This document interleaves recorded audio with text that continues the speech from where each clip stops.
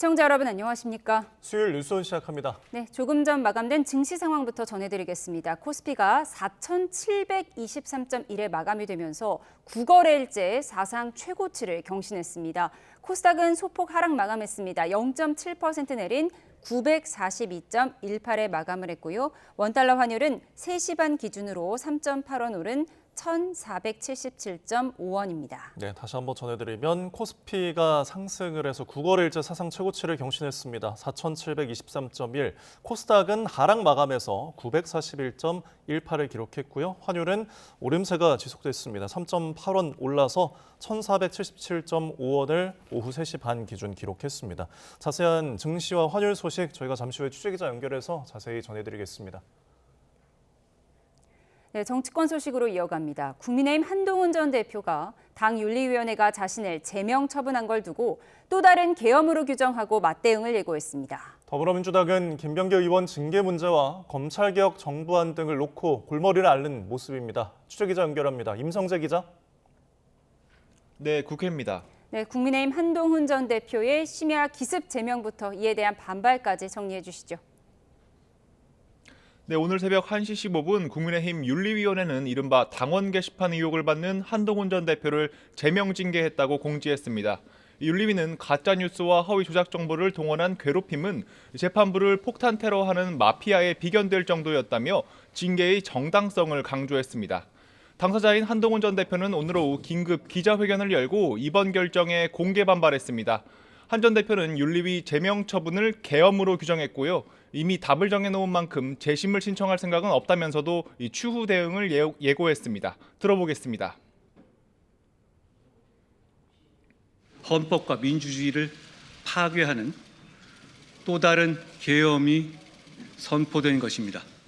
이번 계엄도 반드시 막겠습니다. 친한계 인사들을 중심으로 한 반발도 본격화하고 있습니다. 한밤중 쿠데타다, 탄핵 찬성에 대한 보복이다, 당은 장동혁 대표의 사유물이 아니다 등 날선 비판이 쏟아졌습니다.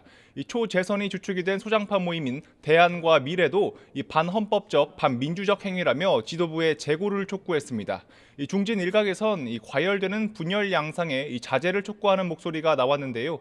비대위원장을 역임한 권영세 의원은 SNS에 결론부터 얘기하면 과한 결정이라고 본다며 한 전 대표 측도 절차 속에서 적극 소명하라고 촉구했습니다. 반면 당 지도부는 독립기관인 윤리위 결정을 존중한다는 반응이어서 징계 의결을 확정할 수 있는 내일 최고위에 시선이 집중되고 있습니다. 장동혁 대표는 대전시청에서 기자들과 만나 최고위 의결 절차를 언급하며 사실상의 제명 방침을 시사했습니다. 들어보겠습니다. 윤리위원회 결정을 곧바로 뒤집고 어떤 다른 해결을 모색하는 것은 우선은 저는 따로 고려하고 있지는 않습니다. 민주당은 윤 전 대통령 사형 구형엔 논평 한 줄도 못하면서 같은 날 보란 듯이 한 전 대표는 제명했다고 비웃었습니다.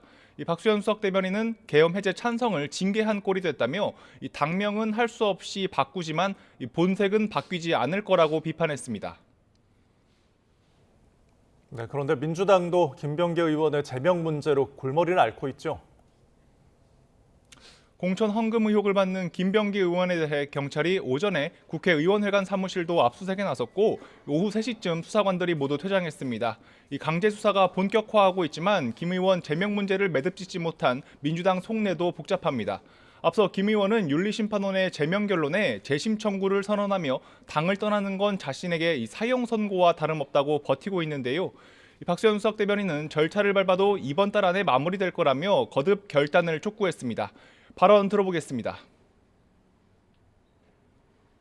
국민은 그런 어떤 개인의 애당심보다는 이 문제가 어떠한 공적인 차원에서 다루어져야 되는지를 묻고 있는 것도 사실입니다. 민주당 내부적으로는 정부가 발표한 공소청, 중수청 설치 법안을 두고 갑론을박이 한창입니다. 이름과 구조만 바꾼 검찰청 시즌2란 반발 속에 수사기소 분리와 보안수사권이 또 쟁점인데요. 정청래 대표는 보안수사권은 폐지하는 대신 보안수사 요구권만을 검사에게 주는 방안을 언급했습니다. 또 국민의 열망에 어긋나지 않도록 하겠다며 이 관련 논의를 진행할 토론회, 공청회 등 절차를 약속했습니다. 이 관련 발언 들어보겠습니다. 정부 입법 예고안은 확정된 안이 아닙니다. 수정 변경이 가능합니다. 국민의 목소리, 당원들의 목소리를 듣고 수정 변경하겠습니다. 지금까지 국회에서 YTN 임성재입니다. 경찰이 김병기 의원의 정치 헌금 수수 의혹과 관련해 오늘 서울 동작구 자택 등 6곳을 압수수색했습니다. 이번 대상엔 김 의원 측근으로 알려진 이지희 동작구 의원도 포함됐습니다. 현장에 취재기자 나가 있습니다. 이현정 기자. 네, 서울 동작구 김병기 의원 자택 앞에 나와 있습니다. 네, 김병기 의원 자택 등에 대한 압수수색 모두 끝난 건가요? 네, 서울경찰청 공공범죄수사대는 오늘 김병기 의원이 정치자금법 위반 혐의와 관련해 자택 등 6곳에 대한 압수수색을 벌였습니다. 이번 강제수사 대상에는 의원회관 사무실과 지역사무실, 김 의원 차남의 자택 등이 포함됐습니다. 이와 함께 경찰은 금품 전달 과정에 관여했다고 의심받는 이지희 동작구 의원의 자택과 사무실도 압수수색했습니다. 김 의원 부부는 이 구의원과 같은 아파트, 같은 라인에서 2개 층을 사이에 두고 거주하고 있는 것으로 파악됐습니다. 경찰이 김병기 의원의 비위 의혹과 관련해 압수수색에 나선 건 이번이 처음으로 김 의원의 차량과 휴대전화도 수색한 것으로 확인됐습니다. 이런 가운데 오늘 오후에는 그동안 김병기 의원의 각종 의혹을 폭로한 전 보좌진 2명도 참고인 신분으로 다시 불러 조사하고 있습니다. 네, 현재 김병기 의원을 둘러싼 의혹이 10여 가지인데요. 오늘 압수수색은 어떤 혐의와 관련됐습니까? 네, 서울경찰청은 이번 압수수색의 경우 김병기 의원의 3천만 원 수수 의혹과 관련됐다고 설명했습니다. 앞서 공개된 탄원서에서 전 동작구 의원 2명은 지난 2020년 총선을 앞두고 김 의원 부인에게 각각 현금 2천만 원과 1천만 원을 건넸고 수개월 뒤 돌려받았다고 주장했습니다. 그리고 이 과정에서 1천만 원을 전달하고 반환하는데 창구 역할을 한 인물로 김 의원의 측근으로 알려진 이지희 동작구 의원을 지목했습니다. 김병기 의원은 이 밖에도 강선우 의원이 김경 서울시 의원으로부터 공천원금 1억 원을 받은 사실을 알고도 묵인했다는 의혹도 받습니다. 또 차남의 숭실대 편입 청탁과 부인의 업무 추진비 유용, 수사 무마 청탁 등 모두 12개에 달하는 의혹과 관련해 고발됐습니다. 경찰은 오늘 압수수색을 통해 확보한 증거물을 분석하는 대로 조만간 김병기 의원에 대한 소환조사 일정도 조율할 것으로 보입니다. 지금까지 김병기 의원 자택 앞에서 YTN 이현정입니다. 강선우 의원 공천 헌금 의혹과 관련해 김경 서울시 의원이 경찰에 제출한 자수서에는 돈을 건넬 때 강선우 의원도 함께 있었다는 주장이 담긴 걸로 알려졌습니다. 경찰의 연이은 소환 통보에 김 씨 의원 측은 내일 조사에 응하겠다고 답한 걸로 파악됐습니다. 취재기자 연결해 들어보겠습니다. 표정호 기자, 김 씨 의원이 강 의원과 함께 있는 자리에서 돈을 줬다고 주장했다고요? 네, 김경 시의원은 강선우 의원 측에 1억 원을 전달할 당시 현장에 강 의원도 함께 있었다고 주장한 걸로 전해졌습니다. 앞서 김 시의원 측은 경찰에 자수서를 제출했는데 여기서 김 시의원이 돈을 건넬 때 강 의원과 강 의원의 전 사무국장인 남모 씨가 함께 있었다고 주장했다는 겁니다. 강 의원이 금품 전달을 알았을 거라는 취지의 주장으로 보이는데 돈 받은 것을 나중에 보고를 받고 나서야 알았다는 기존 강 의원 주장과 엇갈리는 만큼 파장이 예상됩니다. 금품을 보관했던 것으로 지목돼 조사를 받았던 전 사무국장 남 씨는 이런 내용을 모른다는 입장인 걸로 전해졌습니다. 네, 경찰은 김경 시의원에 대해서 소환 통보를 내렸죠. 추가 조사가 언제쯤 이뤄질까요? 네, 경찰은 김 시의원 측에 오늘과 내일 연이어 출석해 조사를 받으라고 통보한 걸로 확인됐는데요. 김 시의원 측은 내일 조사에 출석하겠다고 경찰에 전달한 걸로 파악됐습니다. 김 시의원은 지난 11일 미국에서 귀국한 뒤 3시간 반가량 피의자 조사를 받았습니다. 다만 경찰은 당시 김 시의원의 건강상 이유로 제대로 된 문답이 사실상 어려웠다고 밝혔는데요. 이에 따라 경찰은 김 시의원을 다시 불러 압수물 분석 결과를 바탕으로 금품 전달과 반환 경위를 물을 걸로 보입니다. 네, 경찰의 늑장 수사를 두고도 지적이 많습니다. 김 시의원의 업무용 노트북과 태블릿은 확보하지도 못했다고요?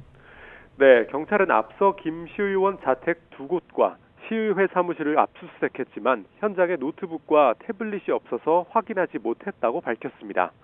특히 경찰이 확보하지 못한 노트북은 김 시의원이 2018년에 임기를 시작하고 한 차례 교체한 뒤 현재까지 써온 걸로 확인됐습니다.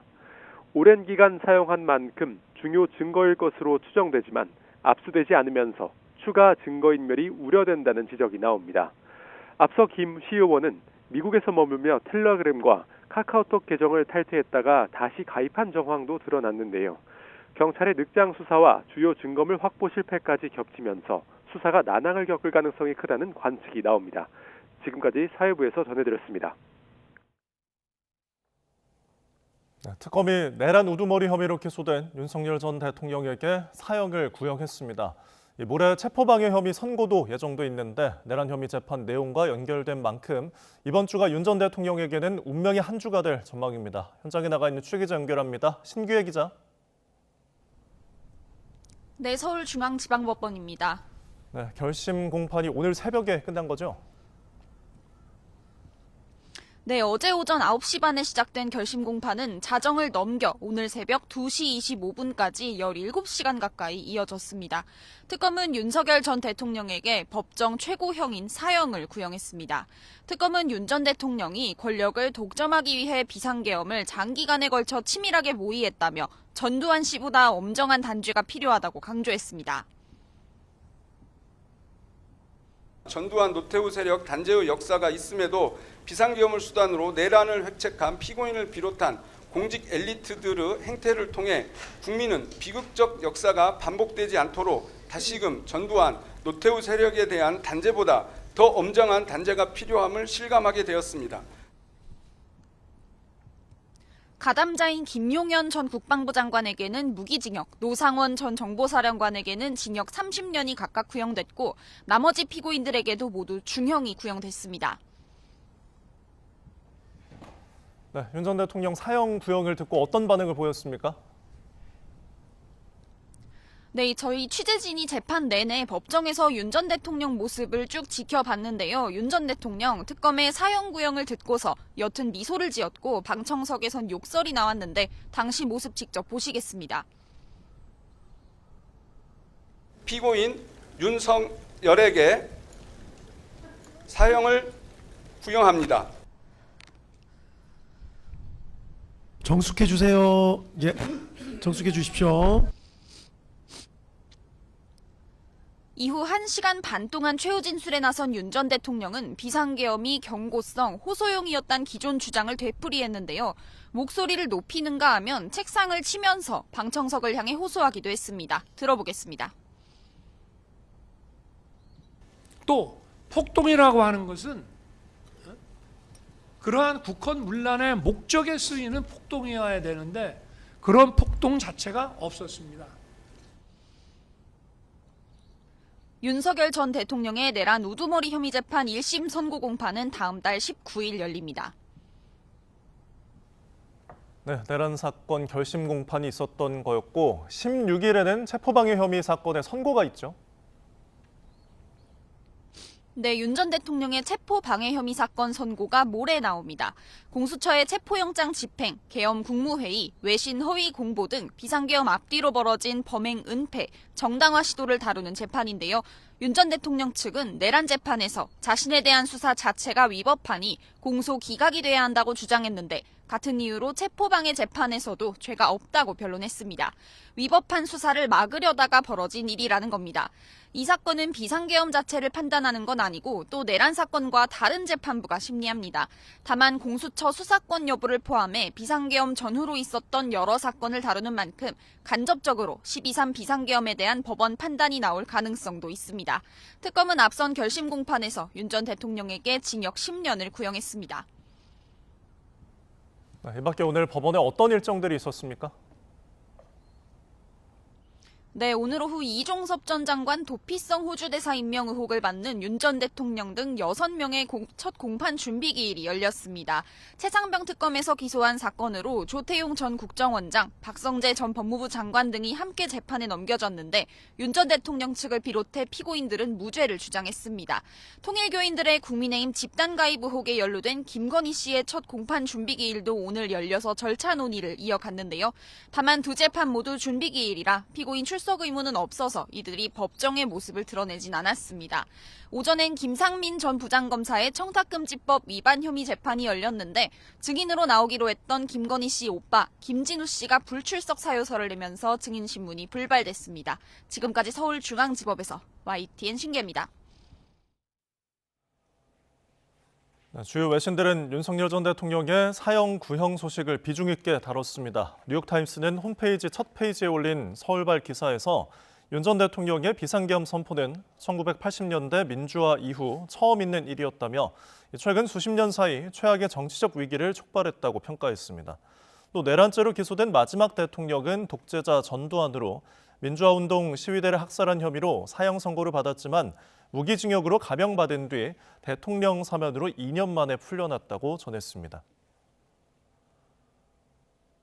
한일 정상회담에서 양국 관계 발전의 중요성에 공감한 이재명 대통령과 다카이치 총리가 한일 교류 역사가 깃든 문화유적지 호류지를 함께 방문했습니다. 이 대통령은 드럼 합주 깜짝 이벤트를 준비했던 다카이치 총리에게 한국산 드럼 세트도 선물했습니다. 강진원 기자의 보도입니다. 백제 관음으로 불리는 목조 관음보살 입상이 있는 호류지. 일본 나라현의 대표적 유적지에 이재명 대통령이 도착하자 미리 와서 기다리던 다카이치 총리가 반갑게 맞이합니다. 사찰 관계자의 안내를 받으며 한일 교류 역사가 깃든 고찰 내부 곳곳을 함께 둘러봅니다. 우호와 협력 정신이 담긴 과거를 돌아보며 미래지향적 한일 관계 발전 의지를 다진 겁니다. 두 정상은 선물도 주고받았습니다. 이재명 대통령은 드럼 애호가인 다카이치 총리에게 한국산 드럼 세트를 건넸습니다. 앞서 드럼 합주 깜짝 이벤트 뒤 드럼 스틱을 줬던 다카이치 총리에게 화답한 셈이 됐습니다. 감사합니다. 한국의 대표 건강식품인 홍삼과 삼성 갤럭시 워치 등도 환대에 대한 감사의 뜻으로 전했습니다. 다카이치 총리는 일본 브랜드인 카시오 손목시계와 김혜경 여사를 위한 화장용 붓 등을 준비했습니다. 1박 2일의 짧은 일정이었지만 양국 정상은 모두 5차례에 걸쳐 대화를 나누는 시간을 가졌습니다. 의전이나 격식에 얽매이지 않고 수시로 상대국을 오가며 주요 현안을 논의하는 한일 셔틀 외교가 본궤도에 올랐다는 평가가 나오고 있습니다. 오사카에서 YTN 강진원입니다. 이재명 대통령이 1박 2일간의 일본 방문을 사실상 마무리한 가운데 청와대는 한일 정상 간 셔틀 외교가 완전히 정착됐다고 밝혔습니다. 특히 1942년 조세희 탄광 수몰 사고의 유해 신원 확인을 위해 협력하기로 한 건 과거사 문제를 함께 풀 실마리가 된 거라고 강조했습니다. 취재기자 연결합니다. 정인용 기자, 자세한 내용 전해주시죠. 네, 위성락 국가안보실장이 오늘 낮 브리핑을 통해 이 대통령의 일본 방문 주요 성과를 소개했습니다. 위 실장은 정부 출범 이후 지난해 8월 이 대통령의 방일로 재개된 한일 정상의 셔틀 외교가 나라현 방문을 계기로 완전히 정착됐다고 말했습니다. 나라현은 고대 한반도와 일본 간 문화의 융화를 상징하는 곳이라며 오랜 협력의 역사를 조명하면서 경제와 사회, 문화적으로 양국 협력 가능성과 의지를 재확인할 수 있었다고 강조했습니다. 위 실장은 지난 1942년 일본 조세희 탄광 수몰 사고로 숨진 한국인과 일본인 유해 신원 확인을 두 정상이 어제 공동 언론 발표를 통해 협력하기로 한 점도 재차 언급했습니다. 특히 인도주의란 보편적 가치를 토대로 과거사 문제를 함께 풀어나갈 수 있는 실마리가 될 거라고 의미를 부여했습니다. 또 한일 정상회담에서 아시아 태평양 지역 국가들의 자유무역협정이자 일본이 주도하는 환태평양 경제 동반자 협정 CPTPP에 우리가 가입을 추진하겠다는 의사를 재확인했다고 밝혔습니다. CPTPP 가입은 정부의 일본 8개 현 수산물 수입 규제와도 연동돼 있는데 위 실장은 수산물 안전에 대한 일본 측의 설명이 있었고 우리 측은 청취했다고 덧붙였습니다. 이 대통령과 다카이치 총리의 다음 만남을 두곤 다카이치 총리의 답방 의사를 확인했지만 구체적인 장소는 상의해 봐야 한다고 말했습니다. 청와대는 올해가 지난해 국교 정상화 60년의 한일 관계를 돌아보고 새로운 60년을 준비하는 출발점이라며 한일 협력이 공고화할 수 있도록 뒷받침하겠다고 의지를 나타냈습니다. 지금까지 정치부에서 전해드렸습니다.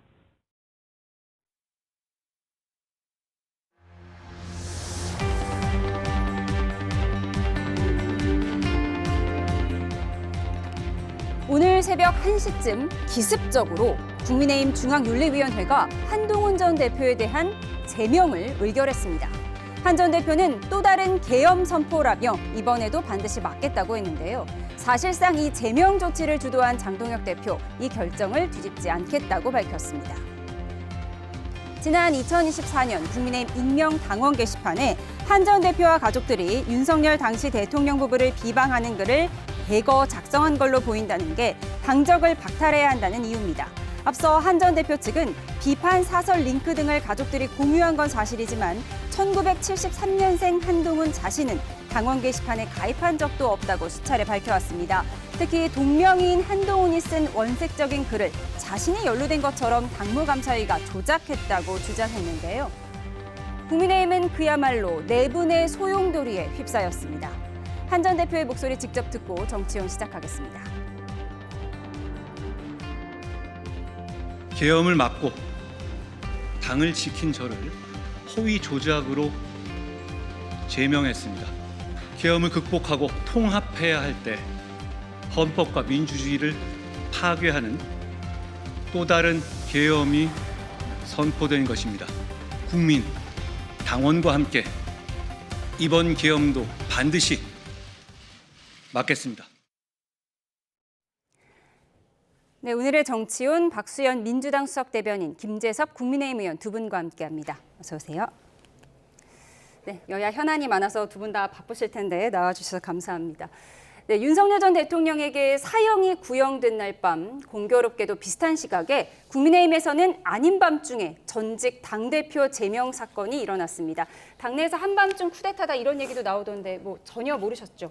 몰랐습니다. 저도 아침에 일어나서 언론 보도를 통해 가지고 이제 사실관계들을 좀 봤는데 권영진 의원님께서 이제 한밤중에 쿠데타라는 말까지 되게 강한 어조로 비판을 좀 하셨었는데 저도 사실 굉장히 착잡한 마음입니다. 왜냐하면 전직 당대표고 국민의힘의 대선 후보이기도 했던, 그러니까 물론 예비 후보였었지만은요. 그래서 당의 지도자급 되는 분이 또다시 이렇게 윤리위원회의 징계로서 제명이라고 하는 극단적인 처벌을 받아야 되는 상황이 사실은 선거를 앞두고 그리고 우리 당이 앞으로 좀 재건을 잘 해야 되는 그런 상황 속에서 또다시 어떤 분열의 씨앗이 되고 국민들한테 다시 한번 어떤 신뢰를 저버리게 되는 그런 사건이 아닌가라고 생각이 돼서 전 대단히 좀 우려스러웠습니다. 예, 한동훈 전 대표가 기자회견을 열고 또 다른 계엄 선포와 같다. 이번에도 이 계엄을 막아내겠다고 밝혔는데 민주당에서 보시기엔 어떻습니까?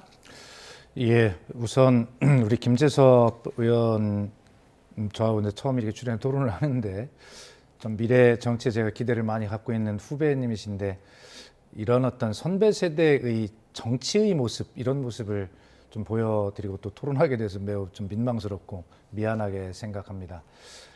예, 뭐 국민의힘이나 민주당이나 지금 굉장히 좀 시끄럽고 혼란스러운 이런 모습을 보여드리는 점에 대해서 뭐 특히 뭐 다른 당의 일이라고 해서 제가 뭐 큰 목소리를 내서 말씀드릴 수는 없지만 그래도 좀 말씀을 드리면 이런 어떤 측면에서 말씀을 드려보고 싶어요. 뭐 저 문제를 가지고 따질 필요는 없습니다. 그것은 다만 윤석열 내란 우두머리 사건에 대한 국민께서 그 오래 기다렸던 사형 구형이 있던 날 그에 대한 것은 한마디 논평도 하지 못하면서 저런 어떤 당원 게시판에 무슨 비판의 글 그것도 당사자는 조작됐다고 주장하는 이런 걸 가지고 제명을 하는 이런 것에 대해서 정작 목소리를 내야 할 대한민국 민주주의와 역사를 바로잡는 이런 일에 대해서는 침묵하고 당원 게시판에 무슨 글을 쓴 걸 가지고 그 제명을 하는 이런 것이 국민의힘이 지금 과연 살아있는 정당인가라고 하는 것에 대해서는 말씀드리지 않을 수가 없어요. 그래서 여전히 장동혁 대표가 이 12.3 불법 비상계엄에 대해서 마지못해 사과를 했지만 정청래 대표와 민주당에서는 그것을 뭐 썩은 사과다 이렇게 좀 조롱하기도 했죠, 사실은. 그러나 지금 이것을 보면 그런 어떤 사과가 진심이 아니었다. 사형 구형에 대해서는 말하지 않고 당내 작은 문제를 가지고 저렇게 엄청난 일을 그 역사적인 날에 한다. 이런 것을 보면 그 장동혁 대표의 사과가 역시 진심의 사과가 아니었다. 여전히 내란이나 이런 문제들에 대해서 절연하지 못하고 지금 새 출발하지 못하고 있다. 이런 점을 보여주고 있는 것이 아니냐. 이렇게 비판할 수밖에 없습니다. 예, 당 내외의 우려를 전해드리고 있습니다. 한동훈 전 대표에 대한 제명을 의결한 걸 두고 후폭풍이 이어지고 있는데요. 친한계와 당내 소장파 의원 등을 중심으로 반발하는 목소리가 높아지고 있습니다. 들어보시죠. 전직 당대표를 제명하고 누구와 힘을 모아서 이재명 정권의 독재를 막아내겠다는 것입니까? 당장 5개월 앞으로 다가온 지방선거를 앞두고 벌인 당 분열 앞에 어떻게 이기는 선거를 하겠다는 것입니까? 설마 했는데 이게 완전 막가파예요. 당내 민주주의를 짓밟고 그리고 당의 통합을 해치는 한밤중에 쿠데타와 같은 거예요. 장동혁 최고위가 이 부분들 거부해야 돼요. 네, 앞서 국민의힘의 어른들이죠. 상임 고문단도 비슷한 우려를 전했는데요. 친 장동혁계로 불리는 박민영 미디어 대변인은 평균 연령 91세 고모님들의 성토라며 한동훈 따위 징계한다고 무너질 땅이면 그냥 문 닫는 게 맞다. 제발 메타인지를 키우시라고 말했습니다. 장동혁 대표도 윤리위 결정을 뒤집을 생각이 없어 보입니다. 윤리 결정에 대해서 어떤 법적인 조치를 취하거나 이런 부분에 대해서는 제가 말씀드릴 사항은 아닌 것 같습니다. 윤리위원회 결정을 곧바로 뒤집고 어떤 다른 해결을 모색하는 것은 우선은 저는 따로 고려하고 있지는 않습니다. 네, 권영진 의원님은 뒤통수 한 방 딱 맞은 것 같다 이렇게 얘기를 했습니다. 김재섭 의원님도 오전에 기자회견 함께 하신 거잖아요. 예, 그렇습니다. 그럼 앞으로 이 소장파 의원들이 어떻게 해나갈 예정이세요? 일단은 전직 당대표의 명의 내지는 그의 가족의 명의로 윤 전 대통령을 비판했다라는 이유로 제명이라고 하는 극단적인 처벌을 했다라는 것은 사실은 자유민주주의를 전면으로 내세우고 있는 국민의힘의 가치와도 맞지 않는다. 이것은 표현의 자유를 침해하는 소지가 될 수 있기 때문에 저희는 거기에 대해서는 반헌법적이다라는 이야기를 분명히 했고 그 다음에는 곧바로 의원총회 소집을 요구했습니다. 의원총회를 통해서 이 해당 문제에 대해서 의원들 간에 머리를 좀 맞대야 될 필요가 있을 것 같습니다. 예를 들면 윤리위에서 결정을 하고 최고위에서 이를 뒤집지 않고 그대로 의결을 해버리면 한동훈 전 대표에 대한 제명은 완성이 되는 것이거든요. 그러니까 한 단계 아직 남아있는 상황이기 때문에 의원총회에서 이번 제명에 대한 어떤 부당성 같은 것들을 의원들이 좀 피력을 할 것 같고요. 그 가운데서 만약에 최고위에서 의견이 뒤집어지면 그거대로 우리가 통합을 향해서 나아가면 되는 것이고요. 이렇게 아직 과정이 좀 남아 있어서 그 과정을 좀 촉구하는 일들을 좀 저희가 했습니다. 아마 의원총회 때 조금 더 결판이 나지 않을까 이렇게 생각이 됩니다. 그러니까 장동혁 대표의 최종 결정이 남아 있는 건데 장동혁 대표 오늘 인터뷰에서는 뭐 뒤집을 생각이 없다고 아예 명시했거든요.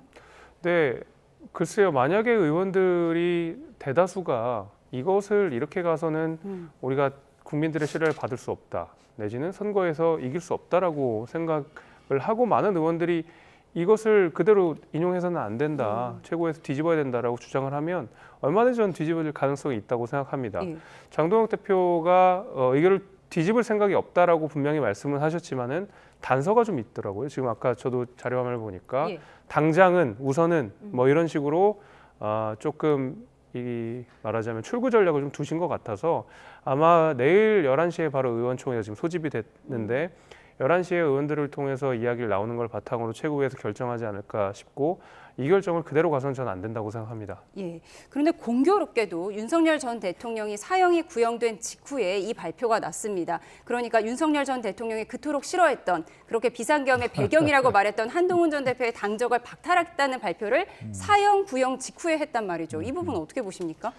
제 생각이 아니라 국민의힘의 어떤 정치하시는 분들 말씀을 빌리면 윤석열 전 대통령에 대한 사형 구형에 대한 분노를 비상계엄 해제에 기여한 그래서 윤석열 전 대통령이 계엄에 실패하고 사형 구형을 받는 이런 상황까지 온 것에 대한 분노를 비상계엄 해제에 기여한 한동훈 전 대표에게 보복을 한 것이다 라고 이렇게 해석하는 국민의힘 인사분들의 이야기가 있어요.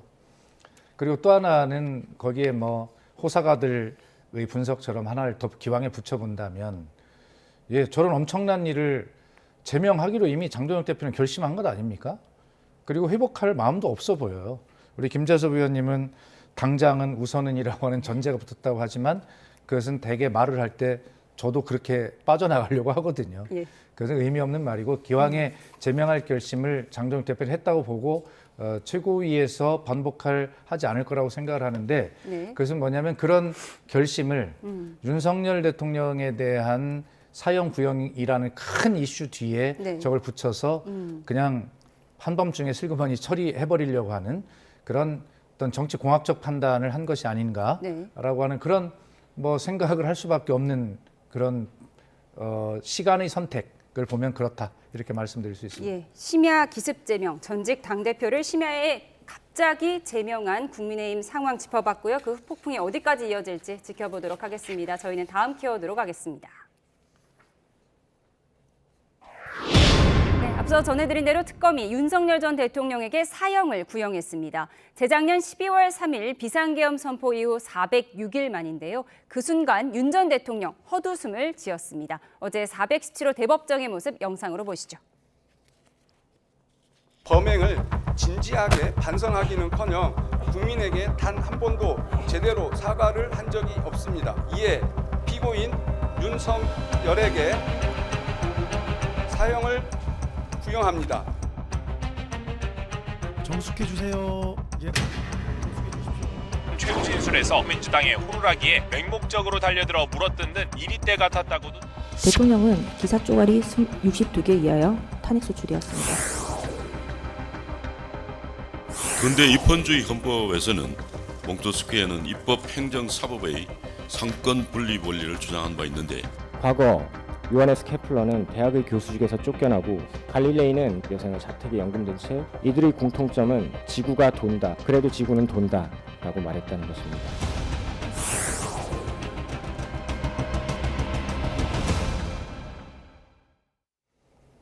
사형이냐 무기징역이냐 선택지는 두 개뿐이었는데 결국 특검의 선택은 사형이었습니다. 사형 구형이 나오자 윤 전 대통령은 피식 헛웃음을 짓기도 했는데 이 모습 어떻게 보셨습니까?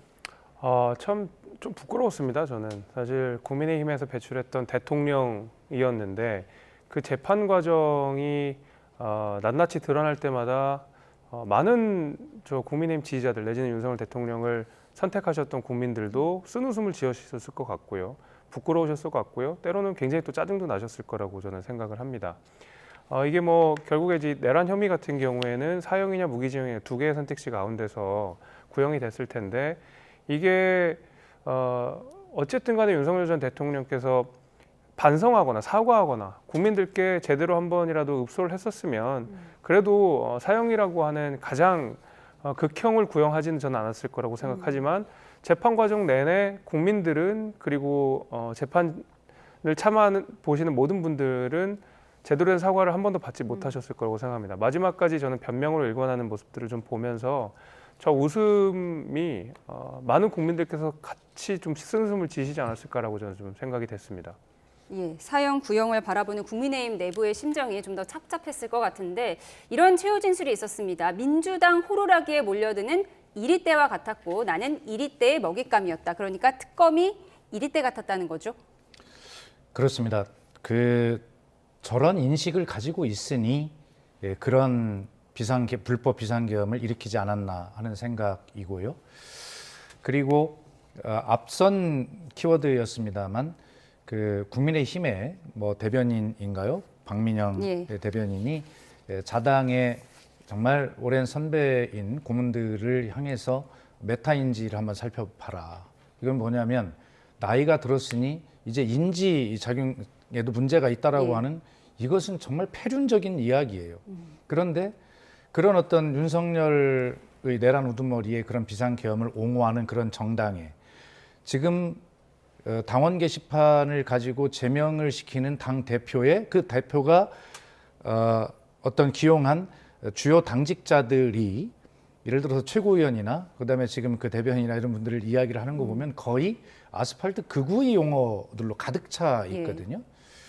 그래서 결과적으로 한 20%밖에 동의하지 않는 그러한 일들을 해놓고 지금 80-90%의 국민을 향해서 지금 피식거리고 헛웃음을 국민을 향해서 웃은 것입니다. 특검을 향해서 한 것이 아니고 모욕당한 것은 법정과 대한민국 민주주의라고 그렇게 생각하고 국민이 조롱당했다고 생각하는 것입니다.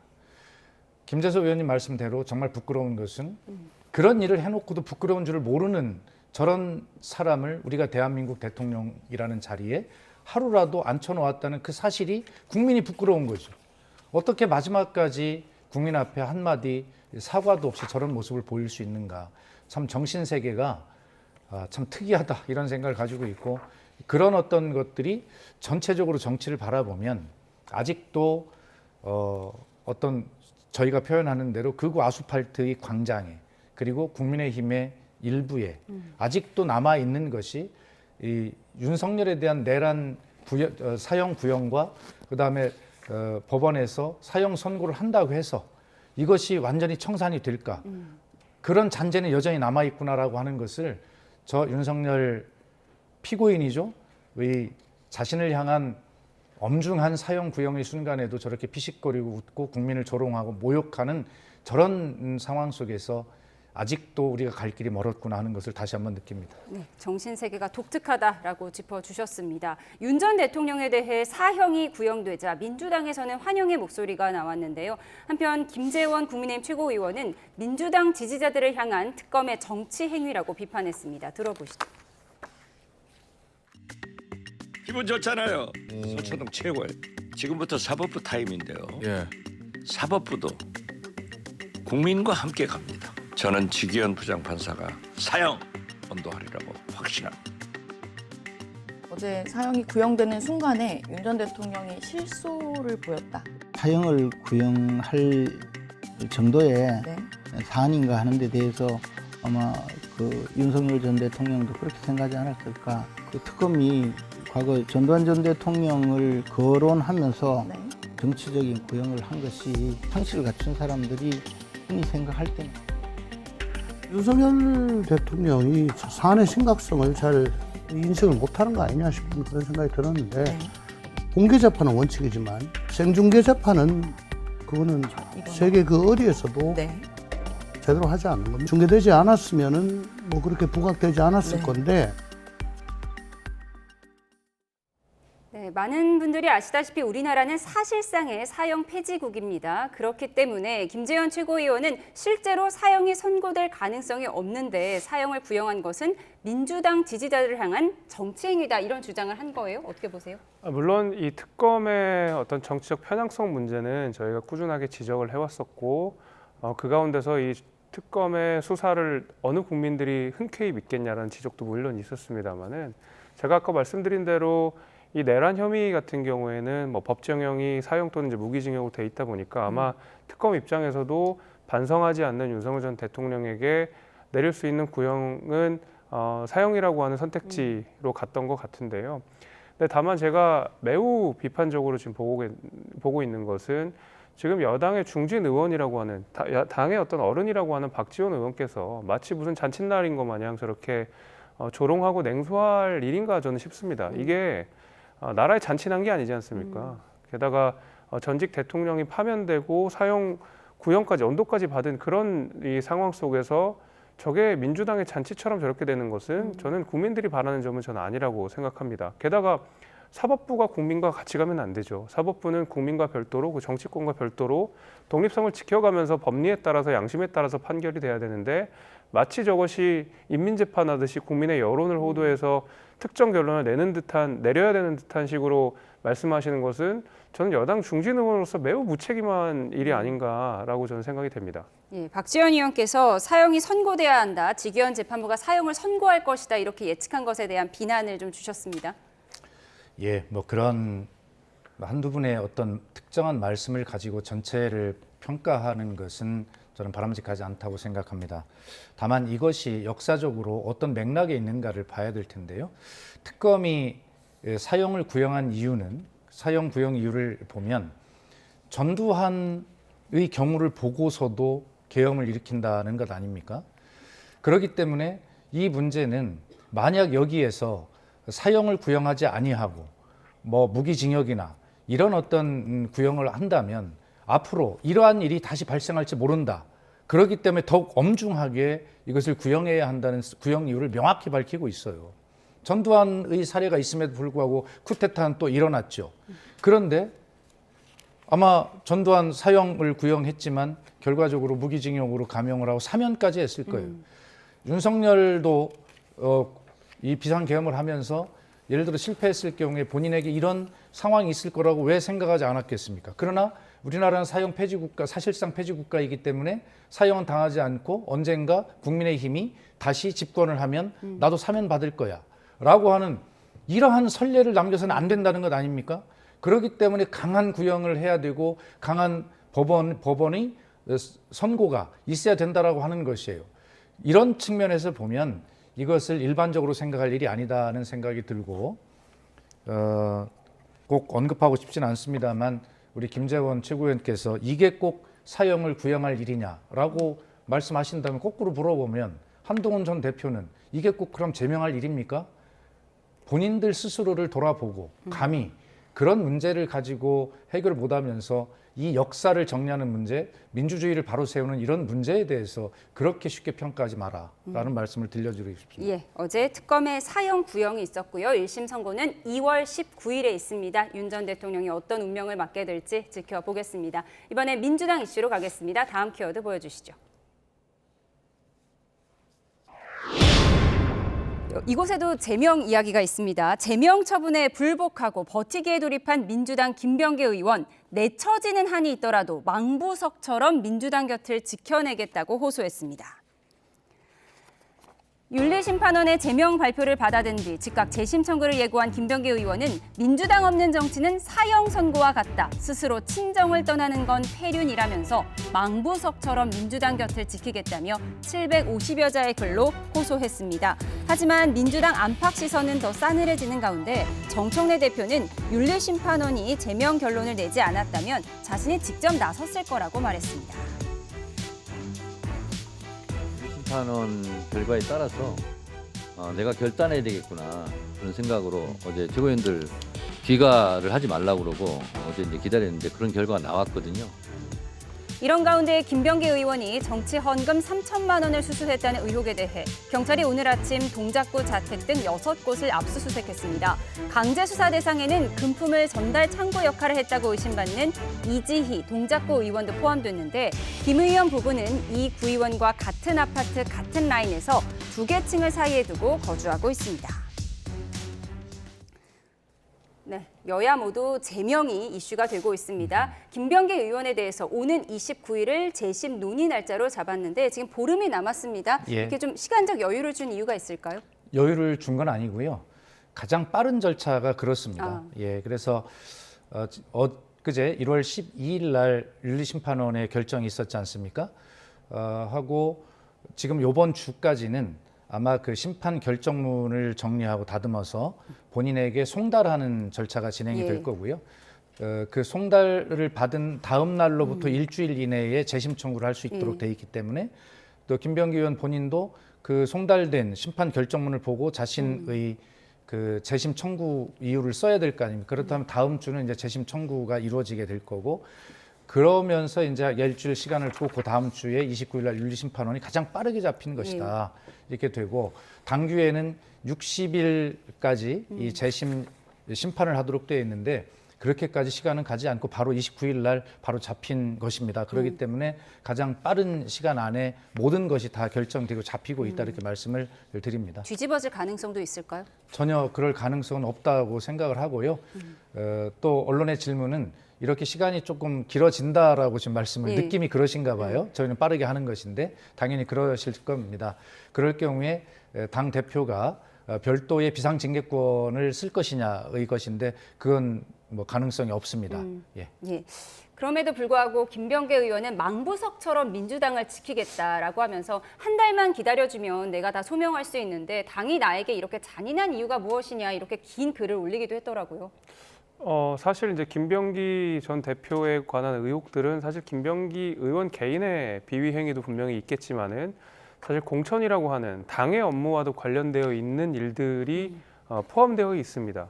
그런데 이제 마치 이제 모든 문제가 김병기 전 원내대표가 다 짊어지고 가는 모양새가 되니까 한편으로 김병기 전 대표는 억울할 수도 있다고 생각이 됩니다. 휴먼 에러가 아니라 시스템 에러일 수도 있다. 그렇습니다. 저는 그렇다고 보는 것이 공천이라고 하는 것은 정말 그 당에서 만들어진 시스템대로 제도대로 가는 것이고 당사자가 김병기 원내대표 한 명이 아니거든요. 당장 뭐 강선우 의원이 걸려 있고요. 김경시 의원이 걸려 있고요. 민주당 의원 셋이 현역 의원 셋이 걸려 있는 문제입니다. 이게 어떻게 개인의 일탈의 문제, 개인 휴머 에러의 문제라고 볼 수가 있겠습니까? 이거는 전반적으로 녹취가 나오게 된 배경, 혹시 뒤에 뭔가 뒷배가 있는 거 아니냐, 윗선이 있는 게 아니냐라는 의혹 같은 것들이 다 지금 뒤로 밀린 상태에서 김병기 전 원내대표만 제명한다고 해결될 문제는 아닌 것 같거든요. 저는 그런 의미에서라도 김병기 대표가 민주당을 향해서 약간의 경고 같은 거를 하는 걸로 저는 느껴졌습니다. 나를 이런 식으로 제명하면 민주당도 가만히 있지 못할 거야 라는 식의 어떤 협박처럼 들리기도 했는데 결국에는 이제 뭐 재심 청구 이후의 결과를 봐야 되겠지만 결국 수사로서 밝혀져야 될 것들이 많다고 보여지고 그렇지만 그 수사가 되는 과정, 특히 이번에 압수수색이라든지 이런 것들을 보게 되면 경찰이 침대 축구, 그러니까 침대 수사를 하고 있다는 의심도 감추기가 대단히 어렵습니다. 저는 그런 의미에서 이번 논란에서 가장 중요하고 핵심적인 공천과 관련된 내용들, 특히 강선우 의원과의 녹취록 같은 것들은 이번 아마 압수수색 대상에서는 제외됐던 걸로 제가 알고 있습니다. 정치자금법 위반에 대해서만 압수수색이 이루어졌기 때문에 전반적인 녹취록 전반에 대해서 뭐 휴대폰에 대해서 압수수색이 이루어진 건 아닌 걸로 알고 있고 그런 의미에서는 경찰의 수사도 이게 제대로 될지 이런 저는 의문이 있습니다. 예, 김병기 의원이 민주당의 비밀이 담긴 판도라의 상자를 열 수도 있다. 이른바 황금폰, 블랙폰을 가지고 있기 때문에 이렇게 버티고 있는 것이다라는 분석이 야권 일각에서 나오고 있습니다.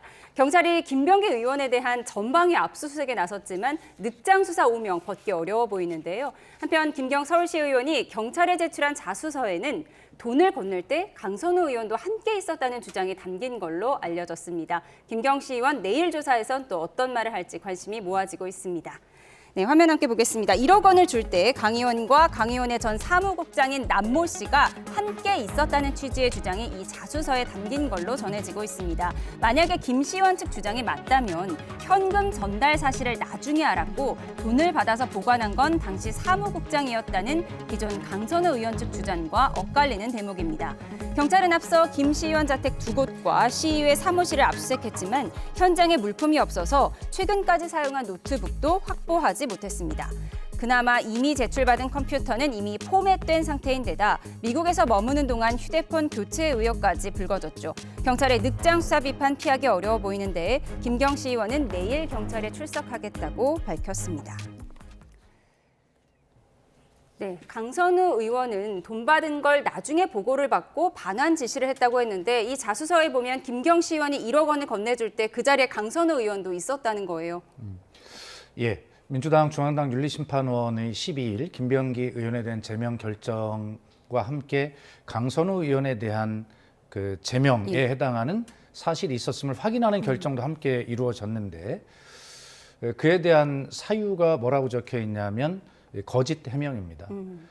그만큼 지금 말씀하신 대로 이제 두 가지인데 첫 번째는 공천과 관련하여 돈을 받은 사실이 없다라고 이렇게 해명을 강선 의원은 했는데 결과적으로는 컷오프가 됐던 것으로 보이는 김경 서울시 의원이 다음날 단수 공천을 받게 되는 거잖아요. 그러면 이것은 그 돈이 공천과 관련이 있다라고 보여지는 것인데 지금 이야기한 대로 김경 의원은 돈 줄 때 강선 의원도 함께 있었다라고 함으로써 강선 의원이 김병기 의원에게 하소연했던 우리 사무국장, 보좌관이 그걸 받아가지고 보관하고 있다. 나는 직접 받은 적이 없다. 공천과 관련이 없다. 이런 식으로 지금 두 가지를 거짓 해명한 것으로 보이지 않습니까? 네, 그런 것이 중요한 윤리심판원 심판 결정의 원인이 된 것으로 그렇게 저는 알고 있습니다.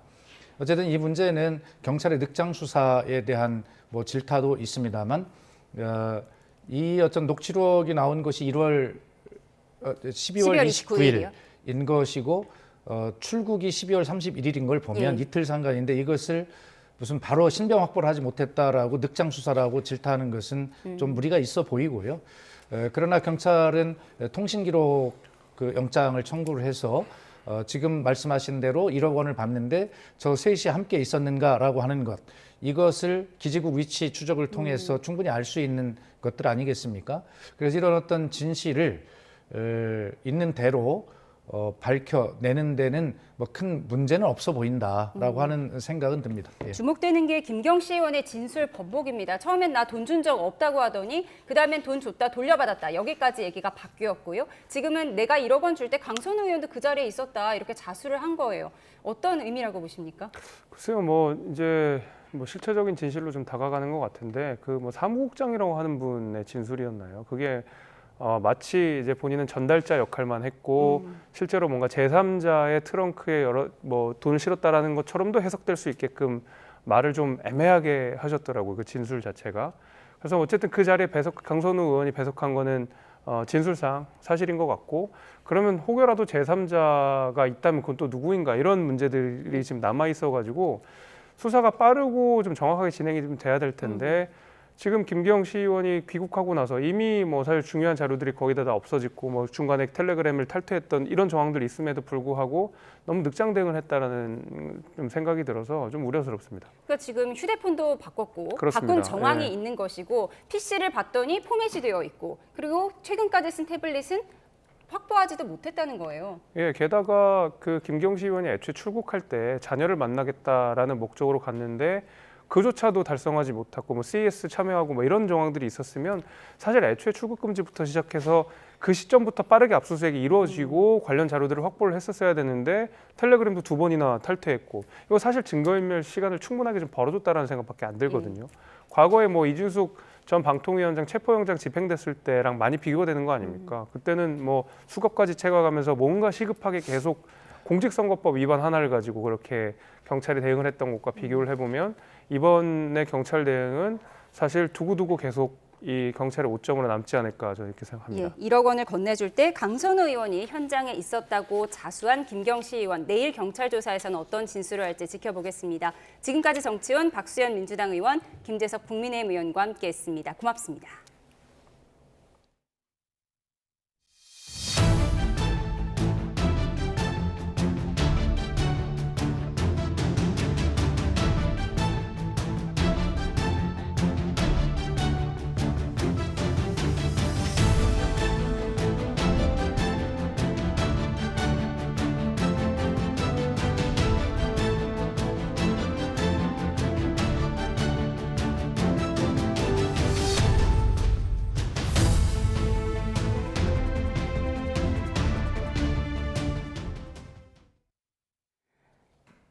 코스피가 사상 처음으로 4,700선을 넘어서며 거래를 마쳤습니다. 거침없이 상승하며 9거래일 연속 전날 세운 최고치를 경신하고 있는데요. 취재기자 연결해 자세히 들어보겠습니다. 손효정 기자, 오늘 장 상황 정리해 주시죠. 네, 지수는 미국 증시 약세의 소폭 하락 출발했지만 개장 직후 반등하며 사상 처음으로 4,700선에 올라섰습니다. 한때 외국인의 순매도에 힘이 빠지며 4,700선 아래로 밀리기도 했는데요. 기관이 6천억 원 순매수하며 지수를 끌어올렸고 결국 0.65% 오른 4,723포인트로 마감했습니다. 장중으로도 종가로도 사상 최고치입니다. 이로써 코스피는 9거래일째 최고 기록을 경신했습니다. 반도체 대형주도 강세로 마감했는데요. 삼성전자는 2% 올라 14만 원대에 안착했고 SK하이닉스는 74만 2천 원으로 거래를 마쳤습니다. 인적 분할 소식이 전해진 한화는 25% 넘게 급등했고 이 밖에 원전과 전력기기 업종도 상승했습니다. 반면 코스닥 지수는 0.7% 내리며 942로 마감했습니다. 개인이 4천억 원 넘게 순매수했지만 외국인과 기관이 매도 우위를 보이며 지수를 끌어내렸습니다. 이런 가운데 원달러 환율은 일본 엔화 약세 속에 열흘째 상승했습니다. 환율은 1,477.2원으로 개장한 뒤 한때 1,478원까지 올라갔는데요. 오후 3시 반 기준 전장보다 3.8원 오른 1,477.5원을 기록했습니다. 지금까지 경제부에서 전해드렸습니다. 서울 시내버스 파업이 이틀째를 맞으며 출근길 시민들이 큰 불편을 겪었죠. 지하철로 시민들이 몰려들면서 잠시 뒤에 있을 퇴근길에 큰 혼잡도 우려됩니다. 현장에 나가 있는 취재기자 연결합니다. 최승은 기자. 네, 서울 신도림역에 나와 있습니다. 네, 지하철역 지금 상황은 어떻습니까? 네, 본격적인 퇴근 시간대를 앞두고 시민들이 조금씩 몰려들면서 지하철역은 붐비는 모습입니다. 특히 한파로 야외 승강장 대신 지하에서 지하철을 기다리는 승객이 늘며 역사 안은 벌써 줄이 길게 늘어선 모습이 보이기도 했습니다. 파업 때문에 빨리 출발해도 평소와 같은 시간대에 회사에 도착했다는 시민들의 이야기도 있었는데요. 직접 들어보겠습니다. 확실하게 파업을 하고 나서 지하철 같은 시간대에 타도 사람들이 너무 많아서 좀 불편하다는 느낌이 있고, 네. 조금 빨리 출발을 했어도 뭐 같은 시간에 도착을 한다거나 하는. 네, 퇴근길을 앞두고 시민들의 걱정이 클 텐데요. 서울시의 대책은 있습니까? 네, 이번 파업으로 서울시 전체 시내버스 7천여 대 중 90% 이상이 운행을 중단했습니다. 이틀째 이어진 파업에 시민 불편이 커지면서 서울시는 비상수송 대책을 강화했습니다. 지하철 출퇴근 집중 배차 시간을 애초 1시간 연장했다가 2시간으로 늘렸고 하루 지하철 운행 횟수는 평소보다 203차례 늘렸습니다. 지하철역 연계를 위한 전세버스와 마을버스 등 대체버스 운행도 늘렸는데 어제보다 86대가 늘어난 총 763대가 추가 운행됩니다. 또 늘어난 인파에 사고가 발생하지 않도록 이곳 신도림역 등 86개 주요 혼잡 역사를 대상으로 평소보다 2배 넘는 안전인력을 투입했습니다. 이와 함께 승용차 이용자도 늘어난 점을 고려해 차가 막히지 않도록 가로변 버스 전용차로 운영을 임시로 중단했습니다. 지금까지 서울 신도림역에서 YTN 최승훈입니다. 네, 이렇게 역대 최장 파업을 이어가고 있는 서울시 버스 노조가 사측과 다시 협상에 나섰습니다. 노조는 협상 시작 전 설명회를 열고 최종 시한을 밤 9시로 못 박았는데요. 자세한 내용 취재기자 연결해서 알아보겠습니다. 이영원 기자, 서울 시내버스 노사가 다시 협상에 들어갔다고요? 네, 저는 서울지방노동위원회 앞에 나와 있는데요. 이곳에서 서울 시내버스 노사가 다시 협상에 들어갔습니다. 오늘 오후 3시부터 2차 사후 조정회의가 열리고 있는 건데요. 이 조정 시작에 앞서 노조 측이 기자들을 상대로 설명회를 진행했습니다. 이 기존 요구를 그대로 고수하며 오늘 밤 9시를 협상 시한으로 못 박았는데요. 입장 변화가 없는 만큼 오늘 협상에서도 양측이 팽팽하게 맞설 것으로 보입니다. 그제 1차 사후조정회의에서도 임금 인상안을 놓고 노사가 평행선을 달렸었죠. 이 상여금을 통상임금으로 인정해야 한다는 대법원 판결을 어떻게 적용할지를 두고 입장차를 좁히지 못했는데요. 구체적으로 사측은 상여금을 기본급에 포함하는 임금 체계 개편을 전제로 임금 10.3% 인상을 제시했습니다. 이 노조는 통상임금 판결을 반영한 체불 임금 문제는 이번 협상 안건에서 빼고 임금 체계 개편 없는 3% 인상과 이 정년 연장 등 근로조건 개선을 요구했습니다. 이에 대해 사측은 임금 3% 인상 뒤 통상임금을 반영하면 사실상 20% 가까이 임금이 오르게 돼 받을 수 없다고 맞섰습니다. 이에 조정위원들이 통상임금 문제는 소송으로 해결하고 우선 임금 0.5% 인상을 조정안으로 제시했었는데요. 이 사측은 이를 받아들였지만 노조가 사실상 임금 동결이라고 반발하면서 이 조정이 무산됐었습니다. 이에 오늘 2차 조정이 진행되는 건데요. 이 노조가 못 박은 협상 시한인 밤 9시까지 합의안을 끌어내지 못한다면 내일도 파업이 이어질 수밖에 없습니다. 오늘로 이틀째 이미 역대 가장 긴 파업으로 시민 불편이 커지고 있는 만큼 파업 장기화에 대한 우려가 큰 상황입니다. 그런데도 노사 모두 기존 입장을 되풀이하고 있어 결국 조정위원들이 제시할 조정안과 이를 노사가 어떻게 받아들일지가 협상 타결의 관건이 될 것으로 보입니다. 지금까지 서울지방노동위원회 앞에서 YTN 이영원입니다. 오늘 경기 가평군 설악면에 있는 주차장에서 주차된 승용차에서 불이 나 20여 분 만에 꺼졌습니다. 불이 번지면서 주변 차량까지 모두 4대가 완전히 탔고 다친 사람은 없었습니다. 경찰과 소방은 방전된 차량을 충전하려고 공회전하다가 불이 난 걸로 보고 있습니다.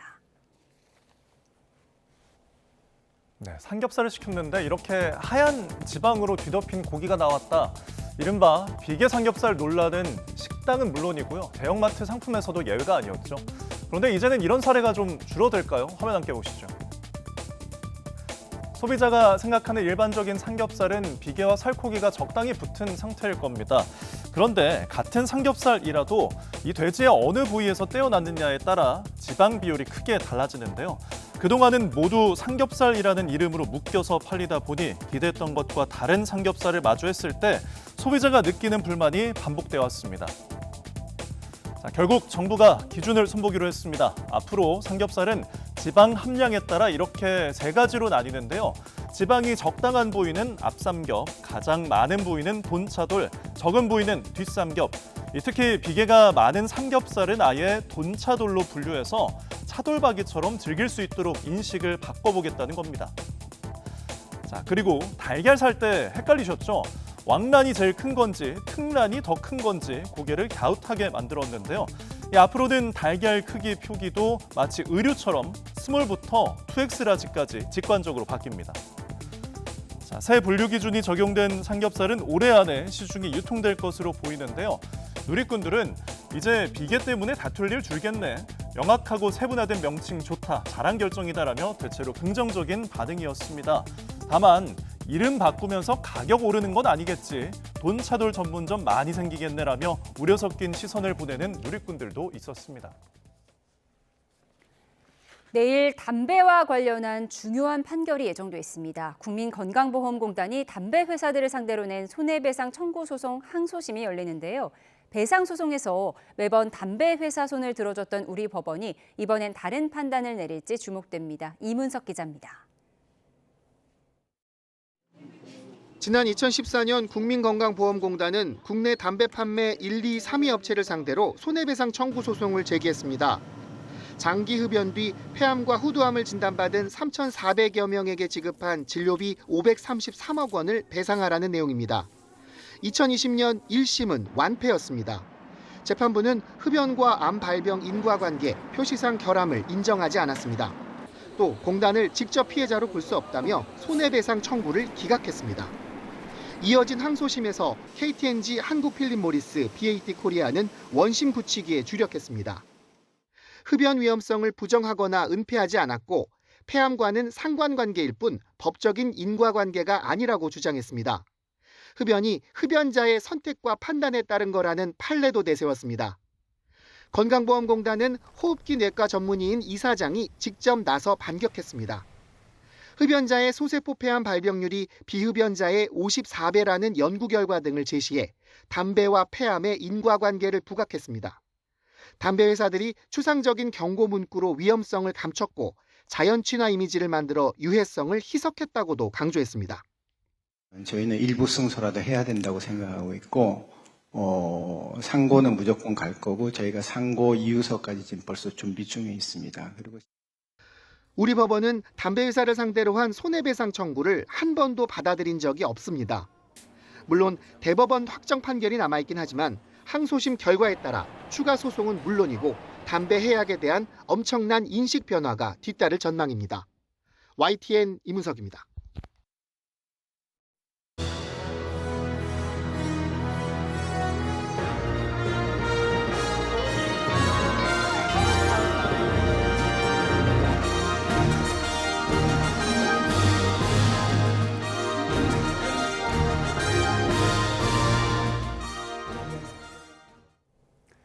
이재명 대통령의 일본 나라현 방문은 나카이치 사나이 총리의 파격적인 영접으로도 주목받았습니다. 다카이치 총리가 이 대통령 내외 숙소로 직접 마중을 나왔고 단독 회담에선 한국말 인사를 하기도 했습니다. 정인용 기자입니다. 이재명 대통령 내외가 묵는 호텔 앞. 정상회담 등 전체 일정이 진행될 일본 나라현에 이 대통령 당일 하루 전부터 도착했던 다카이치 사나이 총리가 직접 영접을 나와 이른바 폴더 인사를 했습니다. 벽을 깨가지고 환영해 주시면 저희가 온돌바를 모르겠습니다. 호텔 측에서 이 대통령 대회를 맞이하려던 당초 계획을 틀어 파격적으로 이전 수준을 격상한 겁니다. 파격적인 환대를 해주시고 한일 관계 개선을 위해서 온몸을 던지다시피 특별한 배려를 해주신 총리님께 깊은 감사의 말씀을 드립니다. 다카이치 총리는 정상회담장에선 태극기의 예를 표했습니다. 지난해 10월 경주 에이펙을 계기로 양국 정상이 만났을 때도 양국 국기에 목례를 했는데 같은 장면을 연출한 셈입니다. 사후 공개된 이 대통령과 다카이치 총리의 단독 회담도 눈길을 끌었습니다. 이 대통령이 반갑다며 악수를 청하자 다카이치 총리는 한국말로 화답했습니다. 감사합니다. 이 대통령은 지난해 10월 취임한 다카이치 총리와 3번 만났고 정상회담도 양국으로 가며 2차례 치르게 됐습니다. 두 정상은 이번 만남이 지난해 한일 국교 정상화 60주년을 지나 한일 관계가 한 단계 더 발전할 새로운 60년을 여는 계기가 되길 기대하고 있습니다. YTN 정윤용입니다. 네, 보신 것처럼 1박 2일 짧은 방일 일정이었지만 이재명 대통령과 일본 다카이치 총리의 만남은 이례적인 환대 장면들이 여럿 남겼습니다. 네, 그 배경은 무엇인지 민정은 국립외교원 교수와 함께 분석해 보겠습니다. 네, 어서 어서 오십시오. 오세요. 네, 안녕하세요. 네, 한일 정상의 화제가 됐던 장면을 먼저 보고 오시겠습니다. 한일 정상이 드럼 합주를 선보였는데요. 화면 함께 보시죠.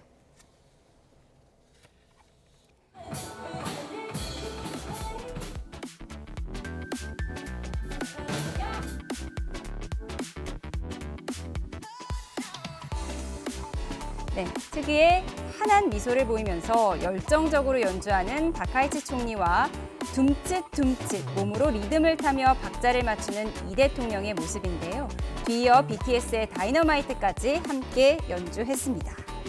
네, 이번 합주는 학창시절 헤비메탈 밴드에서 드럼을 쳤던 다카이치 총리가 준비한 건데요. 이 대통령에게 즉석에서 간단한 연주법을 설명한 뒤 합주가 이루어졌습니다. 네, 이 대통령은 합주 영상을 SNS에 올린 뒤 드럼 연주는 오래전부터 품어온 로망이었다며 세심하게 배려해 주신 총리님의 마음이 더욱 감사했던 시간이라고 적었습니다. 이 대통령은 드럼 애호가인 다카이치 총리를 위해 국산 드럼과 드럼 스틱을 선물했고요. 홍삼과 청국장, 총리 배우자를 위한 수공예 밥상 그릇 세트와 삼성 갤럭시 워치도 전했습니다. 다카이치 총리는 등산을 좋아하는 이 대통령을 위해 방위 측정 기능이 탑재된 카시오 손목시계를, 또 김혜경 여사에게는 나라 지역에서 만든 화장용 브러쉬와 파우치를 건넸다고 합니다. 네, 이 장면이 참 화제가 됐는데 어떻게 보셨습니까? 그러게요. 좀 너무 파격적인 모습이라서 흐뭇하긴 합니다만 이제 인상 깊게 봤고요. 이재명 대통령 취임한 이후에 그 외교 양보하면서 새로운 용어가 좀 등장하긴 한 것 같아요. 뭐 예. 감성 외교 뭐 이런 얘기가 들어와서 뭔가 좀 딱딱하고 격식을 차리는 정상 외교 분위기 좀 벗어나서 뭔가 친근하고 파격적인 이런 모습. 뭐 화면에서 보여진 것처럼 그 두 정상이 드럼을 치는 모습은 상상이 어려운 모습 아니겠습니까? 네. 그래서 그 부분에서 굉장히 두 정상 간의 개인적인 신뢰가 많이 쌓였다는 부분, 그리고 양국 간의 관계도 굉장히 가까워지는 이런 모습, 훈훈하잖아요. 그런 부분에서 이미지 정치 측면에서 상당히 긍정적인 측면이 있는 것이 아닌가 생각합니다. 네, 긍정적인 부분에 대해서 저희가 이제 확연히 엿볼 수 있는 부분이었는데, 근데 지금 방일 일정 내내 다카이치 총리가 굉장히 극진한 환대를 했어요. 숙소까지 마중 나오고 조금 전 보신 것처럼 드럼 이벤트까지 준비를 해서 함께 했는데, 이게 다카이치 총리의 스타일인지 아니면 어떤 정치적 배경이 있는 건지 어떻게 분석하십니까? 두 가지가 다 있는 것 같아요. 다카이치 총리가 자수성가한 정치인이라고 하잖아요. 그렇기 때문에 굉장히 적극적이고 열정적인 이런 모습을 보여줍니다. 뭐 트럼프 대통령 방일했을 때도 옆에서 굉장히 적극적인 모습도 보여줬고, 그리고 에이펙 계기로 방한했을 때도 굉장히 환하게 웃으면서 어떤 그 이재명 대통령과 어떤 그 환대를 같이 이제 만나는 모습을 보여줬거든요. 그러한 개인적인 어떤 영향도 있는 것 같고요. 그렇지만 그것보다도 일본을 둘러싼 지금 전략적 환경이 굉장히 어렵기 때문에 한국과의 관계가 정말로 절실하게 중요한 상황이라고 볼 수가 있겠습니다. 그러니까 일본 외교에 있어서 가장 중요한 게 미국인데 미국과의 관계가 좀 안 좋잖아요. 중국과 그 갈등을 빚고 있는데 미국이 도와줘야 되는데 그런 모습을 보여주지 않으니까 사실은 다카이치 총리 입장에서는 좀 국내 지지율 반등을 위해서 대만 문제를 꺼내는데 이게 지지율 반등하는 데는 도움을 줬지만 미국과의 관계에서 소원해지면서 안보 불안이 막 그 미국 일본 내부가 올라오고 있었단 말이에요. 그런 상황에서 믿을 수 있는 마지노선은 한일 관계입니다. 그렇기 때문에 한일 관계에 있어서 든든하고 우호적인 모습을 보여주지만 국내 정치적인 기반이 마련되는 거고, 그리고 중일 관계에 있어서도 한국이 일본에 여전히 우호적이고 가깝다는 것을 보여줘야지만 중국도 견제할 수 있는 부분이 있거든요. 그렇기 때문에 이런 전략적 환경이 보다 더 중대하기 때문에 다카이치 총리가 보다 더 적극적으로 어떤 행동한 것이 아닌가 생각하고 있습니다. 예, 저런 드럼 이벤트 그리고 호텔 숙소까지 찾아가서 환대했던 폴도 인사를 하는 모습, 모든 것이 화제가 됐었는데 이 모든 것이 중일 갈등 등 이렇게 외교적인 문제도 있을 것이다라고 말씀해 주셨어요. 어제 공동 언론 발표에서 조세의 탄광유의 DNA 감식을 위해서 실무 협약을 하겠다, 이 발표도 있었거든요. 민감한 문제도 논의가 된 거예요? 그렇습니다. 그 실무적인, 그러니까 그 실용적인 부분이라고 하겠죠. 그러니까 뭐 인공지능이라든지 경제, 문화, 인적 교류 이것뿐만 아니라 좀 굉장히 민감한 부분이라고 할 수 있는 역사, 과거사 문제도 해결할 수 있는 것은 낮은 수준부터 해결해 나가겠다라는 의지를 이제 본격화한 것 같아요. 그러니까 조세의 탄광 문제 같은 경우에는 아무래도 이제 그 징용권 문제라든지 위안부 문제라든지 이런 부분에 비해서는 좀 수준이 낮은 임수적 차원에서의 문제이기 때문에 이것은 또 최근에 몇 년 전에 거기 수몰된 지역에서 이제 그 DNA, 사망 DNA가 발견했기 때문에 뭔가 양국이 함께 일을 할 수 있는 그런 공감대가 마련된 거 아니겠습니까? 그렇기 때문에 그런 부분에서 한일 관계가 좋기 때문에 이러한 훈풍을 타고 낮은 수준에서 역사 문제 좀 건드려보자. 그래서 이러한 좋은 기업과 체력이 만들어지면 향후에 보다 더 민감한 문제를 다룰 수 있는 그러한 모멘텀이 만들어질 수 있기 때문에 이번에 거론한 것 같고요. 그런 측면에서 긍정적으로 이제 움직이지 않을까 기대하고 있습니다. 네, 이재명 대통령과 이제 두 번째 만남에서 과거사 문제 이야기가 이제 이렇게 나오게 된 건데 경제 분야 이야기도 좀 나왔습니다. 포괄적 협력이라는 언급이 되면서 경제 안보라는 단어도 등장을 했어요. 그러니까 지금 CPTPP 가입 문제에 대해서 좀 앞으로 진전이 있었다 이렇게 볼 수는 있을까요? 그렇죠. 그러니까 CPTPP라는 게 원래 TPP에서 그러니까 미국 주도 오바마 행정부 때 어떤 환태평양 경제 협의체거든요. 그래서 중국의 경제적 부상을 막기 위해서 이제 무역 통상 측면에서 미국이 주도했던 그러한 협의체인데 그것이 이제 그 트럼프 행정부 들어오면서 폐기가 됐기 때문에 어떤 다자 무역 이거를 갖다 기초를 살리기 위해서 일본 주도로 현재 12개국이 참여한 그러한 다자 경제 협의체고요. 그리고 아시아 태평양을 아우르는 주요국들이 들어가 있기 때문에 우리 한국이 참여하는 것이 굉장히 필요하다고 생각하고요. 우리에게도 필요하지만 기존의 그 회원국이 일본이나 영국, 캐나다, 호주 같은 주요국들 입장에서도 미국과 중국이 어떤 그 자국의 이익, 공세적으로 나오고 있는 상황에서 이런 중지국들이 함께 하는 것이 자국의 경제적 이익을 지키는 데 굉장히 중요하기 때문에 한국을 받아들이는 데서 모멘텀이 만들어졌습니다. 물론 이제 한일 간의 관계가 좋지 않았을 때 일본 주도로 이게 만들어진 거기 때문에 한국이 가입하는 거에 대해서 일본이 유보적인 입장을 보였는데 이제는 일본을 둘러싼 환경이 워낙 변했기 때문에 한국의 가입을 바라고 있는 거고 그런 측면에서 일본의 또 어떤 체면이 좀 있기 때문에 뭐 후쿠시마 수산물 수입하는 이런 부분도 함께 하면서 논의가 된다면 CPTPP 한국에 가입하는 부분에 대해서 긍정적인 결과가 나올 거라고 생각하고 있습니다. 예. 그리고 중국과의 관계를 언급한 부분에서는 한일 정상이 좀 온도차를 보였다 이런 해석도 나오더라고요. 이재명 대통령은 한중일 3국이 최대한 공통점을 찾아야 한다 이렇게 얘기했었는데 일본 총리는 좀 중국에 대한 직접적인 언급은 자제했어요. 아무래도 지금 상황이 반영된 거겠죠. 그렇습니다. 다카이치 총리 입장에서는 그 중국과의 관계를 관리하는 게 필요하고 중국을 거론해가지고 또 분위기를 악화시킬 가능성을 차단하는 게 필요한 거고요. 그럼에도 불구하고 지역 정세, 국제 정세에 대해서 모두 발언에서도 얘기한 것처럼 중요하게 고려를 하고 있습니다. 근데 우리 입장에서는 중일 갈등이 치닫고 있는 상황에서 어느 한편을 들을 수는 없는 상황이기 때문에 그런 부분에서 양국 사이에서는 중립적인 부분. 그럼에도 불구하고 또 한중일 3국 간의 관계를 협력을 얘기를 해가지고 한국이 다자, 3자 협력 측면에서 어떤 중재 역할을 해가지고 보다 덜 민감한 부분에 논의를 하게 되면 북한이나 통상 같은 부분을 통해서 한중일 협력을 갖다 다시 이끌어내면 그렇다면 자연스럽게 중국과 일본이 대화할 수 있는 그러한 장이 만들어지는 거잖아요. 그러니까 다자 어떤 협의체 포맷을 통해 가지고 양국의 감정을 건드리지 않으면서 어떤 그 양국 간의 갈등을 좀 누그러뜨리고 싶은 그러한 한국의 의도가 반영된 것이 아닌가 생각하고 있습니다. 알겠습니다.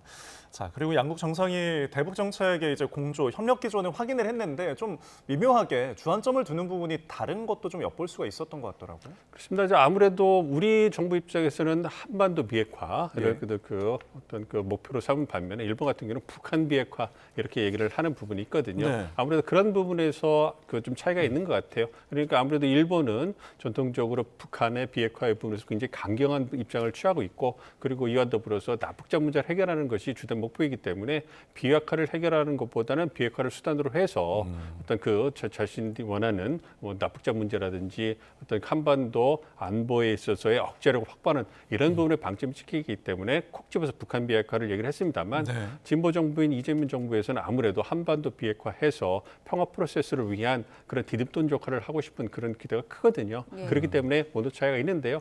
어쨌든 그 한반도 비핵화든 북한 비핵화든 지금 한일 간의 관계가 좋기 때문에 그 북한의 비핵화, 한반도 비핵화를 위해서 양국이 협력할 모멘텀은 충분히 만들어진 것이 아닌가 생각하고 있습니다. 1박 2일간의 한일 정상회담을 정리해봤습니다. 주제를 좀 바꿔서 이란 사태 이야기해보겠습니다. 지금 반정부 시위를 이란 정부가 무력 진압하면서 희생자가 10,000명이 넘었다는 얘기가 나옵니다. 현지 화면을 보면 너무 충격적인데 지금 상황이 어떻습니까? 굉장히 혼란스럽고요. 좀 참혹한 이런 모습이 나오고 있습니다. 이게 정확한 정보, 확인할 수 있는 정보가 아니기 때문에 추정이다, 뭐 추산다 이런 말씀밖에 드릴 수는 없습니다만, 그럼에도 불구하고 뭐 표적 살해를 한다든지 시신들의 그 어떤 그 총구가 다 머리에 났다든지, 그래서 이것은 진압하는 쪽에서 이제 아주 그 표적을 머리를 표적을 삼아가지고 그 살인을 위해서 이제 쏜 거라고 볼 수가 있기 때문에 굉장히 참혹한 그 상황인 거죠. 그러니까 정부의 무력이 어떤 그 자국민을 향해서 이제 그 가감 없이 이제 그 시행되고 있기 때문에 그런 측면에서 우려가 커지고 있는 거고요. 이제 수천 명의 사상자가 난 것은 사실로 확인되고 있습니다. 그렇지만 말씀해 주신 것처럼 10,000명이 넘는 그러한 그 사상자가 나올 수 있다, 사망자 나올 수 있고, 미국 이란 전역의 병원에 시신이 넘쳐난다는 이런 참혹한 얘기가 들리고 있기 때문에 이런 측면에서 상당히 참혹하고 이 부분을 해결할 수 있는 방안이 뚜렷하게 보이지 않는다는 것이 보다 더 보는 사람으로 하여금 답답함을 커지게 하는 요인인 것 같습니다. 잠시만요. 저희 속보 들어와서 먼저 전해드리고 대담 이어가겠습니다. 경찰이 김병기 민주당 의원 등 5명에 대해서 출국 금지 조치했다는 속보가 조금 전에 들어왔습니다. 김병기 의원과 김병기 의원의 아내 그리고 측근인 이지희 구의원 등에 대해서 출국 금지 조치를 했습니다. 김병기 의원에게 이지희 구의원 등이 수천만 원의 공천 헌금을 줬다는 의혹과 관련한 것으로 보입니다. 네, 오늘 앞서 경찰은 김 의원의 자택 등을 전방위로 좀 압수수색을 했는데, 압수수색에 이어서 출국 금지 조치까지 이어지면서 강제 수사를 좀 본격화하고 있는 모습입니다. 공천 헌금 의혹과 관련해서 다시 한번 전해드리면 김병기 의원과 관련자를 포함해서 5명에 대해서 출국 금지 조치를 했다는 소식입니다. 저희가 자세한 경찰의 수사 내용은 더 들어오는 대로 전해드리도록 하겠습니다. 자, 이란 사태에 대해서 좀 이야기를 나누고 있었는데, 지금 이란이 뭐 인터넷도 잘 안 터져서 상황이 어떤지를 잘 모르겠다. 역시 언급하신 것처럼 추정 상태인데, 그런 가운데 지금 트럼프 미국 대통령이 정부기관을 뭐 점령하라, 시위대를 좀 독려하는 듯한 그런 언급도 하고 있어요. 그렇습니다. 어쨌든 미국 입장에서는 반정부 시위가 들불처럼 일어나가지고 정부를 정복시키고 친미적인 정권이 만들어지는 것이 가장 이상적인 시나리오일 거예요. 그리고 지금 시위가 전국적으로 들끓고 있지만 그래도 불구하고 구심점이 없는 상황입니다. 리더가 없는 상황이기 때문에 이 무력 진압에 맞서서 어느 정도까지 시위가 진행될 수 있을지 그것도 미지진 상황이거든요. 그렇기 때문에 트럼프 대통령은 이란 시위대를 독려하면서 이제 그러한 민주주의를 위한 어떤 열정이 결과를 내기를 바라고 있는 상황이고요. 지금 굉장히 여러 가지 시나리오를 놓고서 미국이 어느 정도까지 개입할 것인가에 대해서 좀 고심하고 있을 겁니다. 그렇기 때문에 지금 진행되고 있는 시위 사태에 대해서 어떤 정보를 계속 이제 받으면서 그러한 부분에 대해서 최종 결정을 하지 않을까 생각하고 있습니다. 그러니까 미국이 군사적 개입까지도 할 수도 있다고 보세요? 가능성을 배제할 수는 없습니다만 이게 굉장히 애매해요. 베네수엘라 같은 경우에는 공습을 할 때 목적이 분명했습니다. 마약 카르텔을 이제 분쇄하는 거거든요. 그러니까 마약 카르텔과 연관됐다가는 군사 시설이든지 여타 그러한 생산 시설, 그리고 마약 카르텔의 정점에 있는 어떤 마두로 대통령을 체포하는 것으로 어떤 군사작전을 할 수가 있었기 때문에 굉장히 분명하고 명분이 나름대로 뚜렷했습니다. 그런데 네. 이란 같은 경우에는 시위가 전역으로 퍼지고 있고 그렇다고 해서 군사시설을 폭격하기도 애매하고요. 그리고 이제 그 무력 진압을 하는 정부의 뭐 그 시설이라든지 요인들을 갖다가 폭사한다든지 이런 부분도 고려를 해볼 수 있겠습니다만 그럴 경우에 민간인 피해, 그러니까 시위가 전역 이란 전역으로 퍼지고 있고 전혀 그 공권력이 통제가 안 되고 있는 상황이잖아요. 예. 그럼 민간인 피해가 불가피할 거고요. 그리고 이것이 잘못해서 이게 반미 어떤 주의로 확산될 가능성도 배제할 수가 네. 없습니다. 예. 그러니까 어쨌든 이란 정부 입장에서는 지금 이 무력 진압을 하는 명분을 미국 쪽에 돌리고 있는데 이런 상황에서 미국이 개입한다면 이스라엘의 도움을 받은 미국이 개입했다 이러면서 시위의 초점을 반미 이렇게 돌릴 수 있기 때문에 그런 측면에서 미국이 조심스러울 수 있는 부분이 있는 거예요. 그렇기 때문에 상당히 신중한 모습을 보이고 있는 거고 일단 경제 제재를 한 상황에서 이제 상황을 지켜보고 시위들을 독려하고 이제 경제적으로 도울 수, 인도적으로 도울 수 있는 부분을 찾다가 상황이 너무 악화되고 더 이상 방기할 수 없다. 그러면 말씀드린 수준의 어떤 공습을 그래서 폭사, 지휘부를 폭사하는 이런 작전을 감행해야 되지 않을까 생각하고 있습니다. 일단 미국은 조심스러운 상황에서 일단 이란 내부에서 좀 수습이 돼야 될 텐데 지금 반정 시위가 처음은 아니잖아요. 과거에 이제 왕조 체제도 있었고 이제는 신정 체제에 대한 반대 시위인데 정권 붕괴로까지 이어지는 가능성 어떻게 보십니까? 가능성이 꽤 있죠. 그러니까 2009년 같은 경우는 부정선거, 정치적인 것이고 무력 탄압을 해서 진압이 됐고요. 2022년 그때는 히잡 반대 시위잖아요. 예. 그러니까 이런 부분은 정치적 이슈이기 때문에 파급력이 약할 수가 있었는데 지금은 먹고 사는 실문, 그러니까 환율이 폭락하고 물가, 실물 경제가 붕괴됐기 때문에 도저히 상인들이 장사를 할 수 없는 상황이기 때문에 문을 닫아버리면서 거리를 놓은 상황이에요. 그렇기 때문에 경제적 그 어떤 어려움이 극심화돼서 그것이 분노가 표출된 상황이기 때문에 이 부분에 대해서는 파급력이 클 수밖에 없습니다. 그래서 이란의 많은 거의 모든 세대가 동참하고 있기 때문에 파급력이 굉장히 크고 그러한 위급함을 알기 때문에 보다 더 예전보다 강한 수위로 이제 이란 정부에서 이제 무력 진압을 하고 있는 상황이거든요. 그럼에도 불구하고 어떤 시위의 상황이 너무 악화되고 있고 이란 전역에서 들불처럼 일어나기 때문에 아무래도 이란 정권이라든지 지금 신정 체제가 상당한 타격을 받고 붕괴될 가능성도 배제할 수 없다고 보고 있습니다. 예, 알겠습니다. 이란 사태까지 지금까지 민정훈 국립 외교원 교수와 함께 짚어봤습니다. 고맙습니다. 고맙습니다.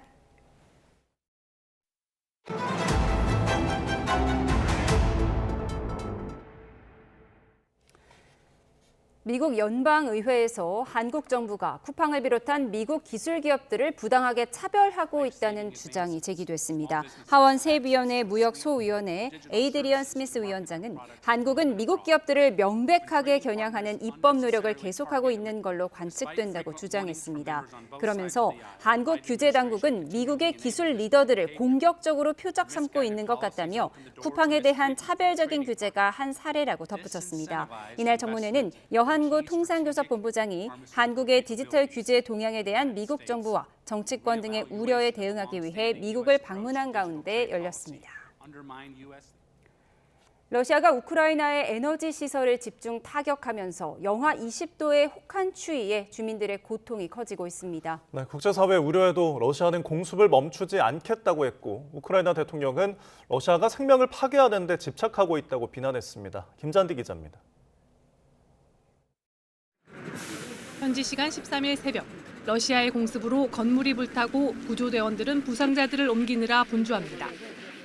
러시아군이 우크라이나의 키이우와 하르키우 등을 겨냥해 올해 들어 가장 강력한 미사일 공격을 감행했습니다.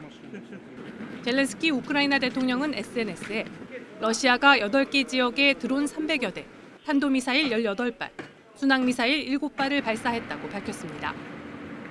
이 공격으로 하르키우 지역에서만 4명이 숨졌고 수도 키이우는 70%가 정전 피해를 봤습니다. 혹한기의 에너지 시설들을 표적으로 하는 공습에 국제사회도 강력한 우려를 표했습니다. The strikes have killed and injured scores of civilians and deprived millions of Ukrainians of electricity, heating, and water for prolonged periods. 영하 20도 안팎의 추위 속에 전력 공급이 끊기면서 엘리베이터가 작동하지 않아 노인들은 고립됐고 난방이 안 돼 잠을 제대로 잘 수도 없습니다.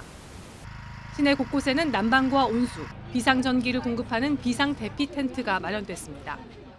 І не хочеться нічого робити із-за холоду цього. Не хочеться. А тут і поспілкуємося, і підтримаємо друг друга. От, і заряджимо. 복구할 틈 없이 연일 에너지 시설을 공격하는 러시아에 젤렌스키 대통령은 러시아가 생명 파괴에 집착하고 있다고 강하게 비판했습니다. 하지만 러시아는 민간인을 공격한 적이 없다면서 젤렌스키 대통령이 정신 차리고 협상 조건에 동의할 때까지 공격을 멈추지 않겠다고 밝혔습니다. YTN 김지한입니다. 네, 내일 국회 본회의를 앞두고 우원식 국회의장과 여야 원내대표가 회동하고 있습니다. 현장 화면 보시죠. 네, 한병도 원내대표가 취임한 이후 의장 주재로 여야 원내대표가 이렇게 회동하는 건 처음인데요. 민주당은 내일 본회의에서 2차 종합특검법을 반드시 처리한다는 계획을 가지고 있죠. 이에 대한 논의가 있을 걸로 보입니다. 네, 지금 이제 가운데 우원식 국회의장 오른편에 한병도 민주당 원내대표가 있고요. 왼편에는 송원석 국민의힘 원내대표가 함께 손을 맞잡고 저렇게 사진 촬영을 하고 있습니다. 네, 됐습니다. 네, 관련 소식 들어오면 전해드리도록 하겠습니다. 다음 소식입니다. 취업자 수가 2년 연속 10만 대 증가에 그쳤습니다. 네, 지난해 15세에서 29세 청년층 취업자는 5년 만에 가장 큰 폭으로 줄면서 3년 연속 감소했습니다. 오인석 기자입니다. 지난해 연간 취업자 수는 1년 전보다 19만 3천 명 늘었습니다. 2년 연속 10만 명대 증가입니다. 취업자 증가폭은 2021년 36만 9천 명에서 2022년 81만 6천 명으로 큰 폭으로 증가했고 2023년 30만 명대를 기록한 뒤 이후 10만 명대 증가에 그쳤습니다. 지난해 보건복지업이 23만 7천 명 증가한 반면 건설업은 12만 5천 명, 제조업은 7만 3천 명이 각각 감소했습니다.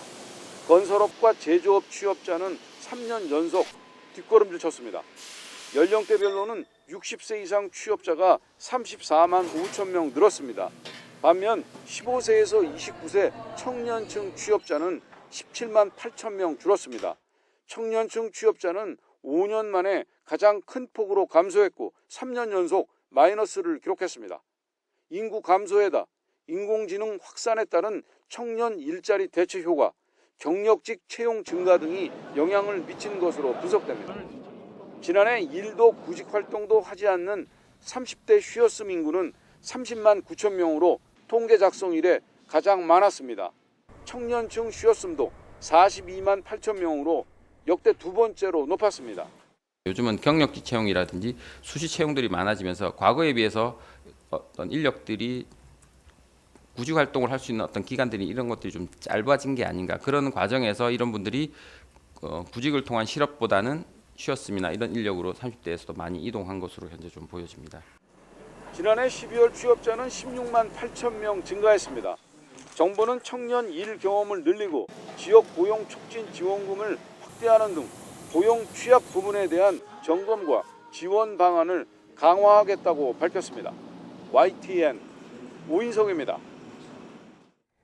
국내의 한 교육기업이 서울대학교에 1,000억 원의 연구기금을 기부했습니다. 필즈상과 노벨상 인재 양성에도 속도가 붙을 전망입니다. 권석화 기자입니다. 한국인 자연과학 분야 노벨상 수상자는 아직 없습니다. 수학계의 노벨상으로 불리는 필즈상 역시 지난 2022년 서울대 수리과학부 허준희 교수의 수상이 처음입니다. 국내 자연과학의 저변은 여전히 구조적으로 취약하다는 지적이 나오는 이유입니다. 이런 가운데 국내 한 교육기업이 자연과학의 미래를 향한 파격적인 투자를 약속했습니다. 서울대에 1,000억 원의 연구기금을 기부하겠다고 나선 겁니다. 가장 기본은 공학 이전에 자연과학입니다. 수학과 자연과학에 기초하지 않은 것은 뿌리 없는 나무와 똑같습니다. 우리가 늘 돈 만드는 연구, 그것을 넘어서야 돼요. 양측은 협약식을 열고 필즈상과 자연과학 분야 노벨상 수상자 배출을 목표로 연구비 지원과 연구공간 조성에 본격적으로 나서기로 했습니다. 단기 성과에 쫓기기보다 장기간 몰입할 수 있는 기초과학 연구 환경을 만드는 것이 핵심입니다. 서울대는 이를 계기로 수학과 물리, 화학과 생명과학 등 자연과학 전반의 연구 기반을 끌어올리고 난제 해결을 위한 연구에도 속도를 낼 계획입니다. 연구자들이 기초과학 연구에 그 안정적으로 몰입할 수 있는 그 환경을 조성하고 장기적 관점에서 학문적 성과가 축적될 수 있는 그러한 토대를 저희가 마련하겠습니다. 이번 투자가 척박한 국내 자연과학 연구 환경에 마중물이 돼 필즈상과 노벨상의 결실을 맺는 토양을 다질 수 있을지 주목됩니다. YTN 사이언스 권석화입니다.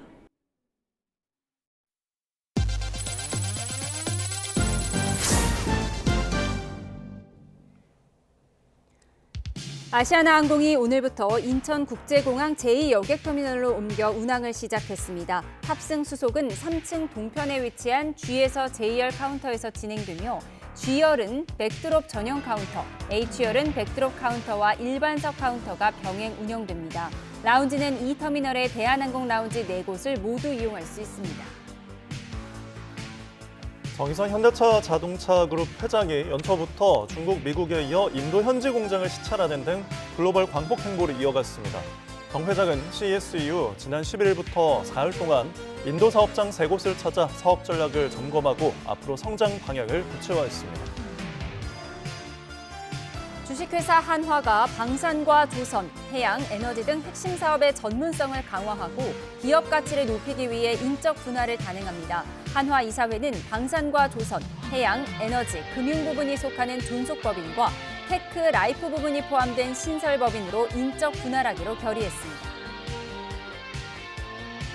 GS건설이 서울 성동구 성수전략정비구역 제1지구 재개발 사업 수주 도전을 공식화했습니다. GS건설은 기존 성수동의 가치를 뛰어넘는 차별화 전략인 비욘드 성수를 슬로건으로 성수 1지구를 앞으로 100년을 내다보는 랜드마크로 완성하겠다고 밝혔습니다. 낮 동안 기온이 크게 오르면서 매서웠던 추위가 누그러졌습니다. 내일은 오늘보다 기온이 더 오르겠는데요. 내일 서울 아침 기온은 영상 3도로 오늘보다 무려 10도 이상 높아 추위 걱정 없겠고요. 한낮 기온도 8도까지 오르는 등 바깥 활동하시는데 무리 없겠습니다. 다만 오늘 늦은 밤 영서지방을 시작으로 내일 오전까지 전국 곳곳에 비가 내립니다. 비의 양은 대부분 5mm 안팎으로 많지 않겠는데요. 기온이 낮은 강원 산간에는 최고 5에서 7cm의 눈이 내려 쌓이겠습니다. 또 중국발 스모그의 영향으로 중서부와 전북은 종일, 그 밖의 지역도 오후부터 공기가 점차 탁해지겠습니다.